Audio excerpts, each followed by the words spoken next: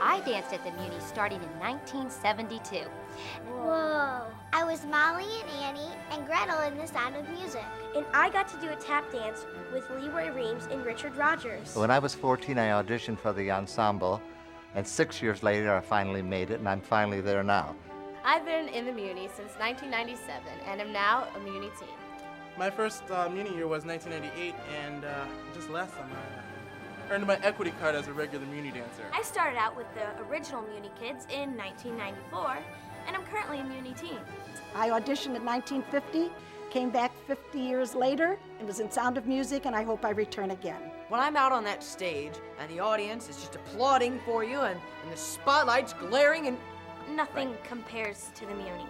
The Muny rocks. Yeah.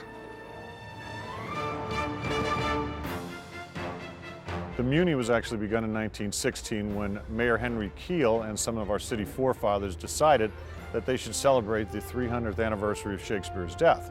And they presented a production of As You Like It, and that was in 1916. Mayor Henry Kiel and a couple other people actually started walking through the park to try to determine where would be a good place to stage a production. They came upon this side, which had this very level area, and it also had a hillside which created a natural amphitheater. So this is where they decided the Muny should be. And at that time there's 2 oak trees on each side of the theater, and those of course were there at that time, and they were probably about 50 or 60 feet tall then. So the estimate is that these trees are somewhere around 200 years old at this point. The Muny is a very unusual theater. As a matter of fact, there's only 2 of us left, and both of those are in Missouri. We're lucky enough to be able to be supported 95% through earned income, which the majority of that, of course, is ticket sales. Another thing that we're very proud of at the Muny is that we give away a lot of tickets. About 1/4 of the people that come to the shows on an annual basis come at absolutely no cost to them. At the beginning of the Muny, almost all the shows were produced.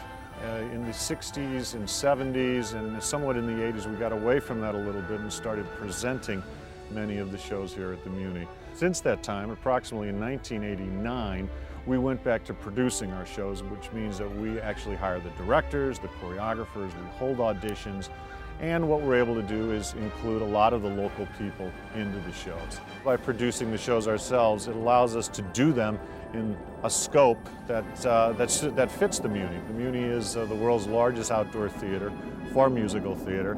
And for example, when we did Miss Saigon just last year, we had a real helicopter which flew over the audience. First time this had ever been done. When we do Music Man, we have 100 children in the marching band. So there's a lot of things we can do at the Muny as a result of the size that just make it kind of special. The production schedule at the Muny is a very challenging one, certainly for our crew and for the actors, because what we usually have is probably 3 companies going at one time. We have the one that's performing on stage, and we have 2 usually that are in rehearsal. So after the performance on Saturday night, we will strike the scenery from the show that's currently playing, bring on the scenery, and bring in the costumes for the show that's going to open the next Monday. Do the midnight rehearsal, as we call it, from midnight to 5 a.m. Then what we have to do is strike the show that's rehearsing, bring back the show that's going to start, that needs to close on Sunday. And then we go through this whole process again on Sunday night once the performance is actually over. Coming to the Muny is not just about the show, it's about the whole experience that comes out here. The time you get to spend with your family, the time you get to spend with someone that you really care about.